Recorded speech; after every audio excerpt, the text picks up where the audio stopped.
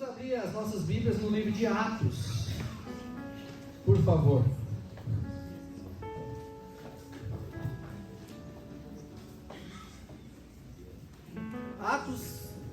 Atos capítulo 11. Vamos meditar nesta noite, irmãos, sobre a igreja sendo uma igreja exemplar. Irmãos, quando igrejas começam, não tem coisa melhor do que ter uma igreja boa como referência. Não tem coisa melhor do que ter uma igreja para se espelhar. Mas nós olhamos no livro de Atos que a primeira igreja estava começando, então você vai espelhar onde? De que maneira vai começar? Mas nós temos que ver, irmãos, que nós temos muitos princípios dados e ensinados pelo nosso Senhor Jesus. O nosso Senhor Jesus, Ele ensinou seus discípulos para que eles pudessem fazer a obra a qual Ele chamou. Ele disse que Ele ensinaria através do seu Espírito Santo, que nos guiaria. E nós vemos aqui que em dado momento, Atos capítulo 11, versículo 19 a 26, nós vemos a igreja em Antioquia nascendo. Mas cada lugar tem uma história, né? Cada situação diferente da outra. Vamos ver então, Atos 11, versículo 19 a 26. Diz assim a palavra de Deus: E os que foram dispersos pela perseguição que sucedeu por causa de Estevão, caminharam até a Fenícia, Chipre e Antioquia, não anunciando a ninguém a palavra, senão somente aos judeus. E havia entre eles alguns homens síprios e sirinenses, os quais, entrando em Antioquia, falaram aos gregos, anunciando o Senhor Jesus. E a mão do Senhor era com eles, e grande número creu e se converteu ao Senhor. E chegou a fama dessas coisas aos ouvidos da igreja que estava em Jerusalém, e enviaram Barnabé a Antioquia, o qual, quando chegou e viu a graça de Deus, se alegrou e exortou a todos a que permanecessem no Senhor com o propósito de coração, porque era homem de bem e cheio do Espírito Santo e de fé, e muita gente se uniu ao Senhor. E partiu Barnabé para Tarso a buscar Saulo, e achando-o, o conduziu para Antioquia. E sucedeu que todo um ano se reuniram naquela igreja e ensinaram muita gente. Em Antioquia foram os discípulos pela primeira vez chamados cristãos. Vamos orar? Pai querido, obrigado pela tua palavra. Eu oro que o Senhor hoje à noite nos guie, nos oriente, nos ensina. E hoje eu peço também, Pai, que continue desafiando nossos corações para continuar na semeadura da palavra, evangelizando, levando a preciosa semente. E eu oro que o Senhor dá os frutos, o Senhor dá o crescimento à tua igreja, tanto lá no campo, quanto aqui em Jardim das Embuias. Eu oro pedindo em nome de Cristo, amém. Deus abençoe então a sua palavra, irmãos. Então a igreja de Antioquia, irmãos, ela começou de maneira exitosa. Cristãos fugindo da perseguição, eles estavam temerosos por suas vidas, mas diante dessa perseguição, eles tiveram uma atitude revolucionária. Então, uma igreja exemplar é uma igreja que não é engessada. Os irmãos entendem o que está engessado, né? Engessado é que no médico fala, dobra seu braço. Não dobra, filho, está engessado. Você quebra o gesso. Então, ao quebrar o gesso, você vai fazer os movimentos, né? Eu quebrei muito gesso, né? Criança, perna quebrada, braço quebrado, não sossega o facho, que nem minha mãe falava. Ele ia ver quando chegava o dia de tirar o gesso, o rapaz falou, você já moeu o gesso. Então nós não podemos, como igreja também, ser engessada. O que quer dizer isso? É que você pode ter, dentro dos parâmetros bíblicos, uma atitude de superar as adversidades. Houve um tempo de pandemia, igrejas tiveram uma maneira de ir para as mídias sociais, e a maioria usou isso, e outras maneiras, irmãos, de poder ainda continuar levando o evangelho no meio de uma dificuldade. Houve uma certa perseguição. Fecha as igrejas. Isolamento. E isso é perseguição. Mas muitos falaram, vamos mudar com atitude e adversidade para uma vantagem, uma oportunidade de espalhar a palavra de Deus. Então nós vemos até muitos crentes, dia de finado, vai para os cemitérios, né? Levam uma mensagem lá de consolação às pessoas que estão indo para o cemitério, levam uma mensagem de esperança sobre a vida eterna que é em Cristo Jesus, né? Não é só um dia de chorar, pode ser um dia de alegria também, né? Então nós vemos que aproveitando uma atitude de uma dificuldade para transformar em outra ocasião, eles, motivados, irmãos, abandonaram a tradição de pregar somente aos judeus. Veja que o texto, irmão, diz que eles estavam indo, não anunciando a ninguém a palavra, senão somente aos judeus. Eles estavam daquela maneira, só vamos pregar aos judeus. E eu lembro, irmãos, você lembra? Jesus falou para eles, vai e prega o evangelho primeiramente à casa de Israel.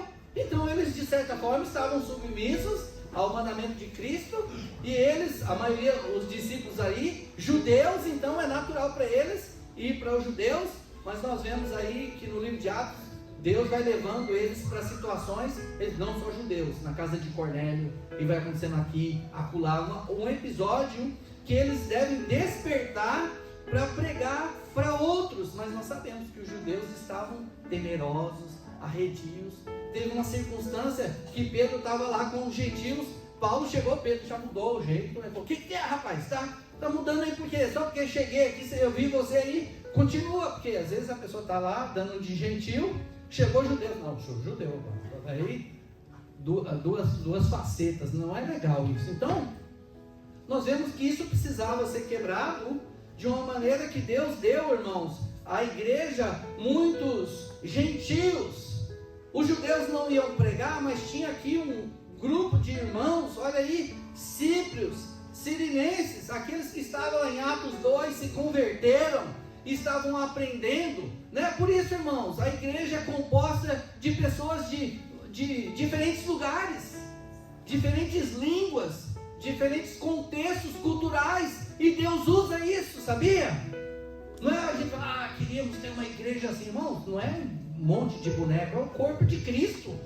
O corpo de Cristo é formado por pessoas de diferentes culturas, dons e habilidades. Isso enriquece a igreja, amém? Isso mostra que a igreja tem um potencial maior de comunicação do evangelho, não somente aqueles, né? Você imagina se a cultura da igreja fosse um povo estritamente, vamos dizer, de um jeito europeu, todo mundo calado, ninguém fala, nossa, essa igreja é uma maravilha, é um silêncio, mas é um silêncio, é uma beleza na hora do culto, que é aquele silêncio, ninguém fala, parece que ninguém respira.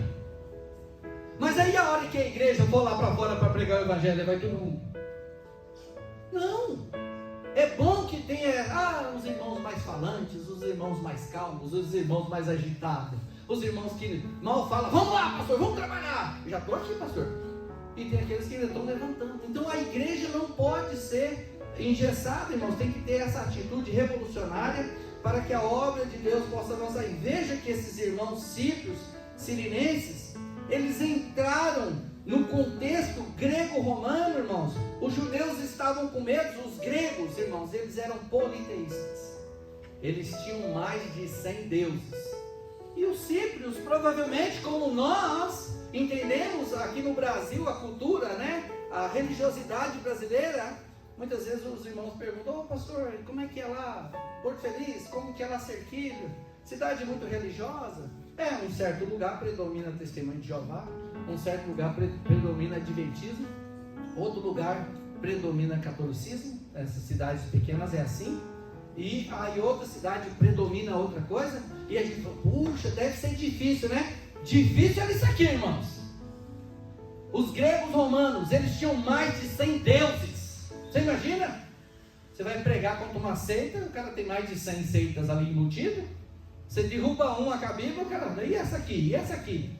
Mas eles não ficaram batendo boca religiosa, irmãos. A única coisa que eles fizeram foi falar de Jesus. Então nós, como igreja, devemos não ficar engessados na nossa atitude, mas sim anunciar Jesus Cristo. Veja que foi isso que eles fizeram.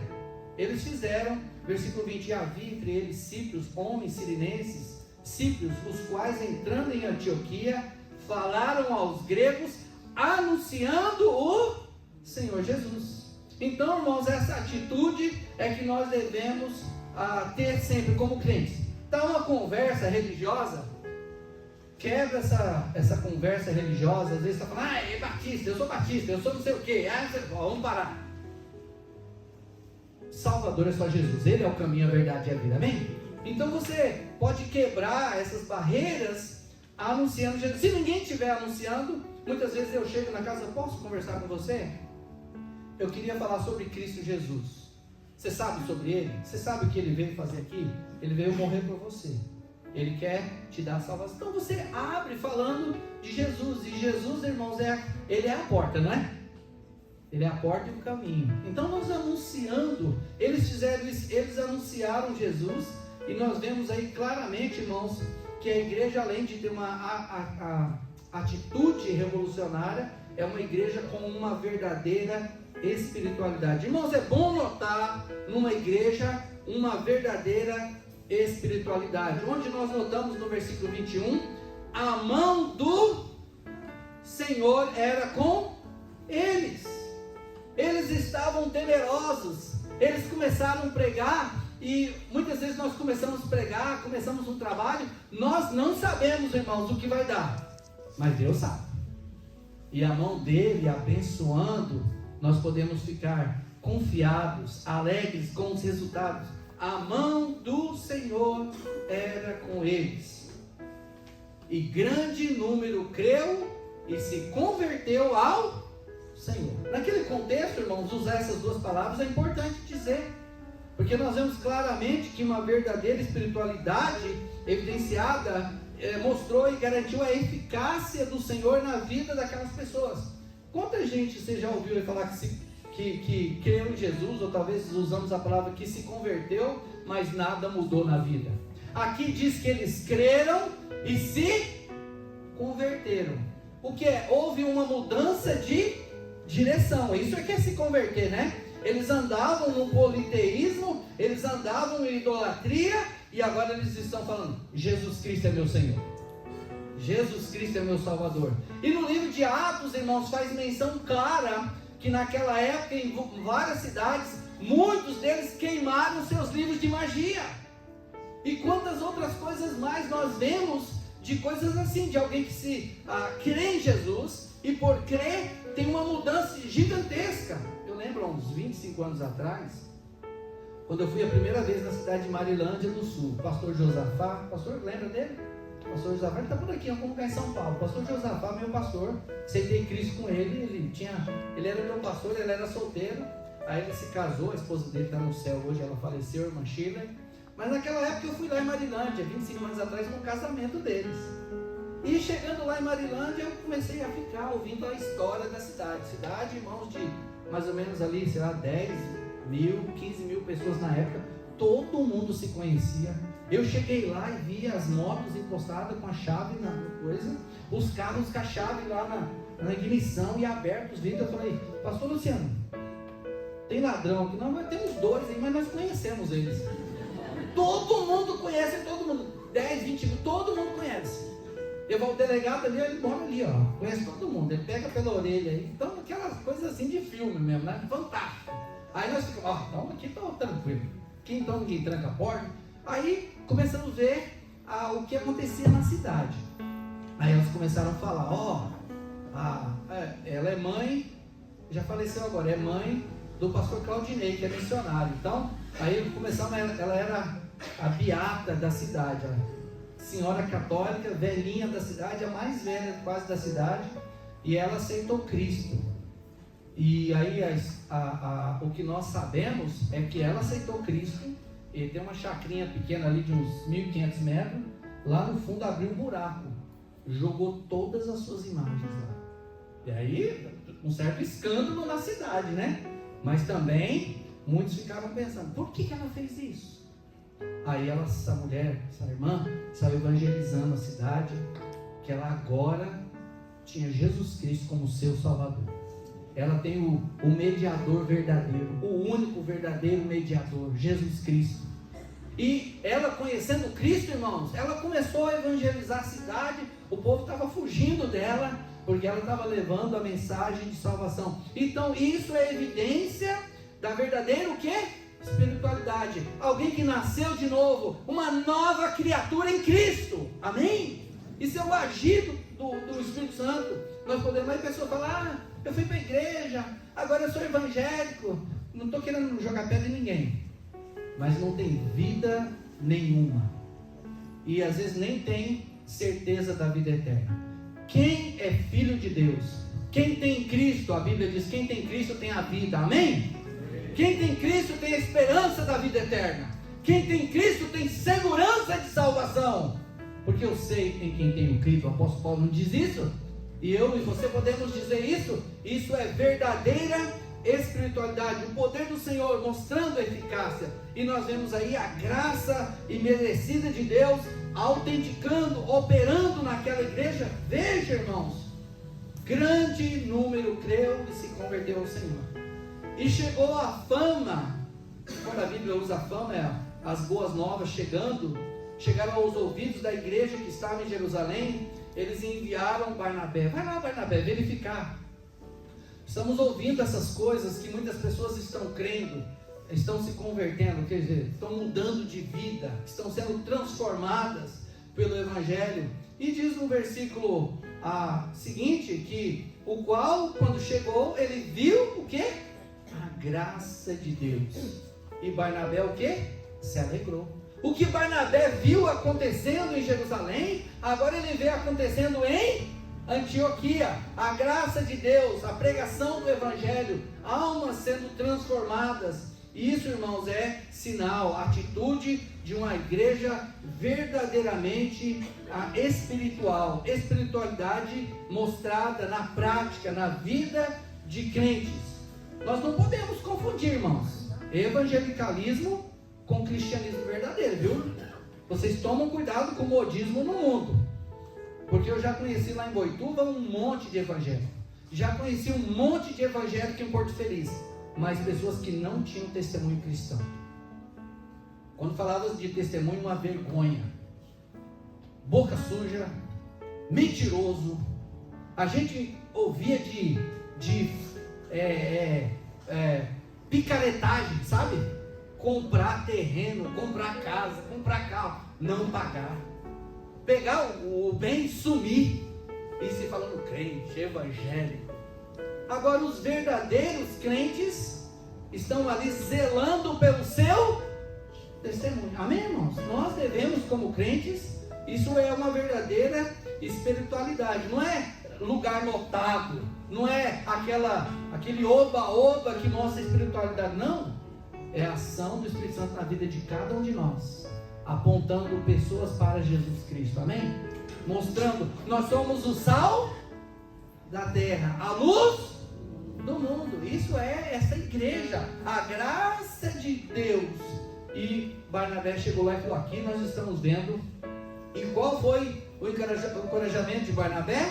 Que eles permanecessem no Senhor, com o propósito de coração. Irmãos, a mesma exortação, a mesma admoestação para nós, para cada crente aqui. Nós devemos ficar sempre firmes em Cristo Jesus, amém? Nosso Salvador, nosso Senhor, olhando para Ele. Então nós vemos essa verdadeira espiritualidade. Nós vemos que muitas vezes pessoas falam, eu estou saindo da igreja por causa dessa fulana, por causa daquele ciclano. Olha, então você não entrou na igreja por causa de Jesus. Nós estamos aqui por causa dele, e vamos ficar aqui por causa dele também, amém? Porque nós não estamos olhando para homens, devemos estar olhando para Cristo. Então isso é que a Barnabé estava exortando, porque vai vir dificuldades na vida do crente, e é fácil estar olhando para o irmão, para a irmã, para situações, e não estar olhando para Jesus. Então nós, cada um de nós, deve sempre estar olhando para o nosso Senhor e Salvador, amém? Isso é sinal de uma verdadeira espiritualidade.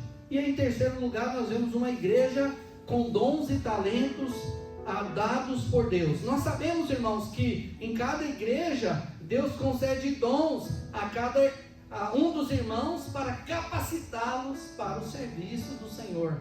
E Deus levou Barnabé lá. Sempre uma igreja nova precisa do quê? Bons exemplos, bons testemunhos. E Deus mandou lá, eu imagino, um dos crentes mais zelosos da igreja de Jerusalém, pastor Manuel.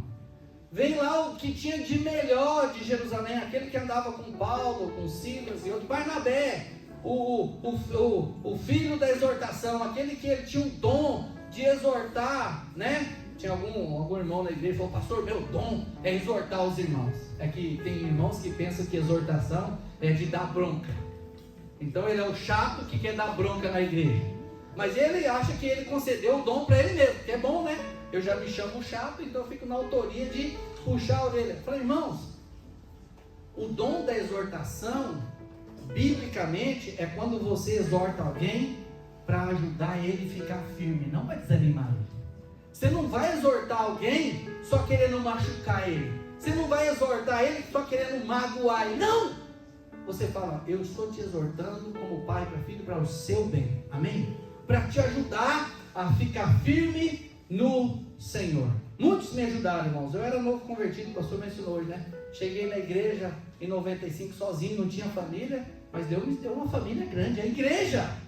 E lá irmãos e irmãs vinham me aconselhar, uma hora ou outra dar uma puxadinha na orelha, ó o caminho, eu falei: obrigado, graças a Deus vocês estão cuidando de mim, obrigado. E aí, foi avançando na vida cristã, porque a igreja tem, irmãos, homens e mulheres distintos, homens e mulheres exemplares. Diz aqui, um homem bom, cheio do Espírito Santo e cheio de fé. Não é bom crentes cheios de si mesmo. Ó, irmãos, crente cheio de si mesmo, eu quero distância de mim, viu? Se é um crente, eu chego na igreja, vejo um crente papudo, ó, pastor, eu, um sapão. Um crente sapão, eu faço, tudo é eu, sapão, né? Ele fala assim, crente sapão. Não, distância do crente cheio de si mesmo. Tem que ser um crente bom, cheio de bom testemunho, cheio do Espírito Santo e cheio de fé. Amém? Esses eram os requisitos dos diáconos da igreja, mas é também para todos os homens e mulheres, que quando chega um novo crente na igreja, chega uma nova na família de Deus na igreja, esses crentes exemplares, eles abraçam, acolhem, ajudam aquele novo crente a caminhar. E isso abençoa a igreja, porque vai fortalecer a igreja, porque Deus dá dom para isso, irmãos, para capacitar a igreja. Veja o que aconteceu. Chegou Barnabé lá, homem, a Bíblia diz homem de bem, homem bom, cheio do Espírito Santo e de fé. O que aconteceu?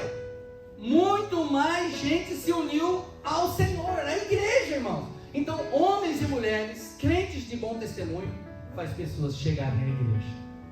Sabia? Deus acrescenta por causa do seu bom testemunho. Irmãos, como é valoroso o seu testemunho, o seu exemplo. Eu estive pouco tempo atrás numa igreja e alguns novos convertidos falaram, eles quiseram testemunhar: olha, eu estou aqui nessa igreja porque irmão tal me convidou. Uma bênção. Aí daqui a pouco ela mencionou outra pessoa. Eu falei: eu cheguei aqui, tal e tal irmã, tal casal me abraçou, me acolheu, porque eu não quero sair mais dessa igreja. E foi citando outros. Eu fiquei: irmãos, como é importante isso, a sua vida servindo aqui na igreja como um bom testemunho. Deus vai acrescentar. Não é já cheguei lá na igreja, tinha um chato lá, tinha uma chata lá, tinha um mandão lá, tinha um dono de banco lá, porque eu já vi isso, irmãos, em igreja. Não pode sentar esse banco, você vai ficar minha filha nisso. Não tem dono aqui. Isso aqui é do Senhor. Mas se alguém chegou lá e eu estou vendo, fique feliz aí, eu vou procurar um lugar, importante tá certo. E eu fico feliz que alguém está ali acomodado e eu vou ficar de pé alegre. Mas tem dono de banco, não olhou para mim, não me cumprimentou, estou chateado. Não pode uma coisa dessa. Isso é apequenar o evangelho. Nós devemos viver acima de todas as coisas. no nome do Senhor? Então, uma igreja, irmãos, demonstrando o seu compromisso e também a capacidade de ensinar um grande número de pessoas. O que nós íamos fazer, irmãos? Pensa essa situação. Eu quero colocar para vocês. Pensa nessa situação. Chega mais 100 pessoas aqui. O que nós vamos fazer? Um problema bom. Eu digo problema é meio incoerente. Problema, né, antagônico. Isso não é um problema, isso é bom. Mas aí nós temos que pensar. Temos 100 pessoas para discipular. Quem ia fazer hoje à noite? Levante sua mão. Você fala, eu ia me dispor, pastor. Amém? Levante sua mão. Se você aí que não levantou sua mão, eu ia levantar seu braço. Porque ia falar, agora precisa de você. E você falou que se Deus precisasse de mim, eu estaria disponível. Não foi isso que aconteceu?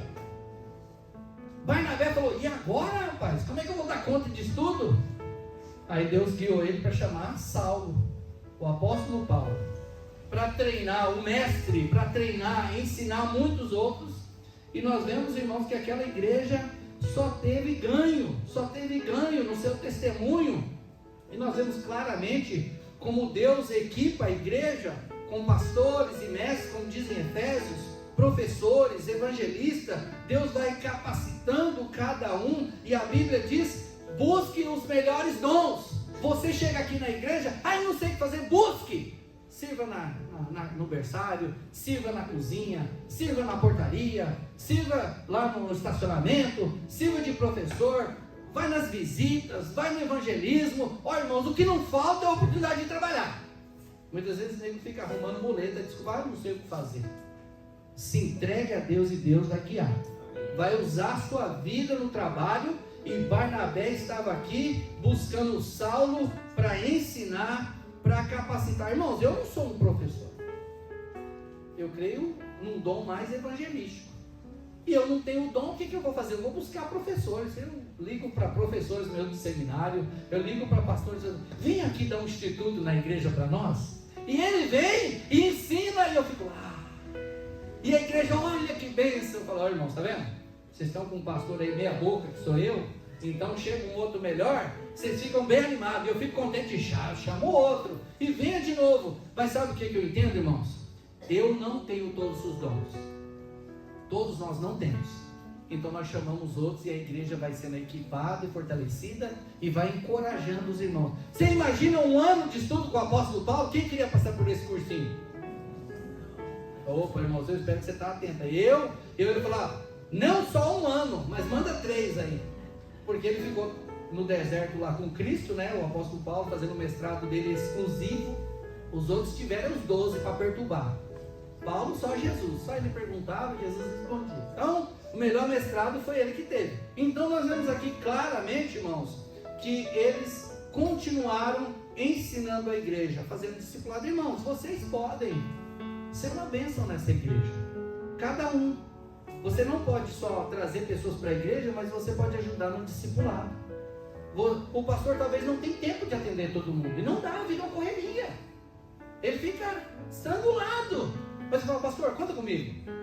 Um discipulado aí simples eu posso dar. Ganho 1 por 1, verdades bíblicas, aquele do pão, peixe, carne, leite ali, que muitos conhecem. Discipulado. E você vai discipulando, fortalecendo pessoas, e você vai gostando, vai aprendendo, desenvolvendo. Daqui a pouco você vira um professor também de escola dominical, e você está encontrando. Mas não pode ficar de braço cruzado na igreja e falar, não está fazendo nada. Não, disponha-se. E Deus vai te usar de uma maneira que você nunca viu. Para terminar, sucedeu que todo um ano se reuniram naquela igreja e ensinaram muita gente. E em Antioquia foram os discípulos pela primeira vez chamados cristãos. Irmãos, Deus coloca isso na sua palavra porque para fazer aquela grande distinção, lembra? Pessoas muitas vezes me perguntam, eu não estou ofendendo ninguém aqui. Eu falo, a pessoa fala, você é evangélico? Às vezes a gente fala, sou evangélico. Mas eu falo, eu sou um cristão. Porque quando você fala ser evangélico, você está citando uma placa de igreja, uma comunidade, uma church, o que for aí na parada aí. Mas você fala, não. Você não está falando, estou levantando a bandeira batista. Não. Eu sou um cristão. Você pode estar na Rússia, na China, no Japão, no meio do mato. Você é um cristão. Eu pertenço a Cristo. Ele é meu Salvador. Eu vivo para Ele. Eu não vivo para a denominação. Eu vivo para aquele que morreu por mim. Paulo diz: o meu viver eu vivo para Cristo, aquele que se deu. Então nós, irmãos, vemos aí uma igreja que estava ensinando muita gente para viver para Cristo. Irmãos, para ensinar alguém a viver para Cristo, você precisa viver de verdade. Então os evangélicos falam da vida cristã. Nós precisamos de crentes que vivem a vida cristã. Não é só falar. Falar, muita gente fala. Mas a Bíblia diz que nós temos que viver de fato e de verdade para Cristo. Então é isso que nós queremos, irmãos. Uma igreja transformadora. Uma igreja que mostra algo diferente, sensível ao Espírito Santo de Deus, e dá esse testemunho de um verdadeiro cristão. Agora, alguém que sabe que a sua pátria não é mais aqui. A nossa pátria é no céu, amém? Nós estamos aguardando o nosso Salvador, mas até que Ele volte, nós vamos estar trabalhando. Senhor, Maranata, como os discípulos lá em Atos, olhando para o céu, esperando Ele voltar, mas até que Ele volte, nós vamos estar trabalhando, servindo a Ele com todo o nosso viver, com todo o nosso desejo de estar vivendo para Cristo, amando a sua volta, trabalhando até a sua volta, guiando pessoas para Cristo. Então, irmãos, aí a gente vai ver a igreja florescer, que é como a gente muitas vezes chama um reavivamento na igreja, porque essa chama de Deus, do Espírito Santo de Deus no seu coração, você fala: Senhor, eu quero ser uma bênção nessa igreja, amém? Você fala: eu quero ser usado por Deus, eu quero que Deus use a minha vida para marcar a vida de muitas outras pessoas, para que chegar lá no céu, a gente vai ouvir isso. Eu falei para os homens hoje: ouvi do Senhor, servo bom e fiel, entra no gozo do teu Senhor, amém? Vamos orar. Pai querido, obrigado pela tua palavra hoje à noite, obrigado por esta amada igreja. A minha oração, Pai amado, que o Senhor continue operando e usando de maneira grandiosa essa igreja, para levando o Evangelho, alcançar muitas almas sendo discipuladas a sua vida de fé em Cristo Jesus. E eu oro, Pai amado, se temos pessoas hoje à noite aqui, pessoas que entraram sem esperança, talvez já buscaram em outro lugar, mas não ouviram que Jesus morreu por elas, que Jesus ama cada uma delas, e Jesus quer perdoar, salvar, transformar as suas vidas. Eu oro, Pai, que hoje à noite seja também um dia de salvação. Eu oro, Pai amado, se tem alguém aqui com seu coração atribulado, que hoje à noite possa encontrar o príncipe da paz. Se enquanto nós estamos orando, eu quero abrir o apelo para você. Tem alguém hoje à noite visitando aqui e fala: pastor, eu quero saber mais sobre Jesus, eu quero saber sobre o Messias, o Salvador, aquele que morreu por mim. Eu quero que alguém da igreja, o pastor, me mostre. Eu quero hoje à noite conhecer sobre essa esperança. Meu coração está sedento. Você fala: pastor, ora por mim, hoje à noite eu quero saber mais sobre Jesus. Tem alguém que fala: pastor, ora por mim. Você está aqui visitando a igreja hoje à noite, você está buscando a verdade na sua vida, você está querendo respostas na sua vida. Jesus está aqui hoje à noite de braços abertos para você. Tem alguém que fala: pastor, ora por mim. Tem alguém? Estamos orando por você. Tem alguém que quer dizer: pastor, ora por mim. Levante a sua mão, eu quero orar por você. Criança, jovem, adulto, você fala: pastor, ora por mim. Tem alguém? Se Deus está tocando o seu coração, você fala: ora por mim, eu quero conversar com alguém depois. Tem alguém? Se você é um salvo em Cristo Jesus hoje à noite, irmãos, se Deus tem falado o seu coração pela sua palavra, o seu Espírito tem falado para você, você fala: eu quero ser como Barnabé, eu quero ser bênção na vida de muitas pessoas. Você fala: pastor, eu oro que Deus me use de uma maneira tremenda, talvez da maneira que nunca já usou. Eu quero ser um vaso de bênçãos na mão de Deus. Tem alguém que fala, pastor, eu quero ser esse crente, amém? Levante sua mão, amém, graças a Deus, amém. Louvado seja Deus, amém. Estou vendo, amém, pode baixar. Outros falam, pastor, ora por mim também, amém, amém, estou vendo, graças a Deus. Deus está tocando no seu coração para ser um vaso de bênçãos, para conduzir mais pessoas a Cristo. Você fala, pastor, ora por mim também. Eu tenho lutas, mas eu quero ser esse vaso de bênçãos, eu quero ser usado. Tem mais alguém? Amém, graças a Deus, amém, graças a Deus. Pai querido, eu agradeço pela tua palavra, eu agradeço pelo agir do Senhor em nossos corações, e louvado seja o Senhor por todas as coisas. Eu oro pelos frutos que perdurem para a eternidade. Abençoa os pastores, os anjos desta igreja, e abençoe o seu povo, que continue frutificando para o Senhor. Essa é a minha oração, no nome de Jesus Cristo, amém. Deus abençoe, pastor, eu passo a palavra a ti, pastor querido, e obrigado mais uma vez pela oportunidade, irmãos. Deus abençoe cada um.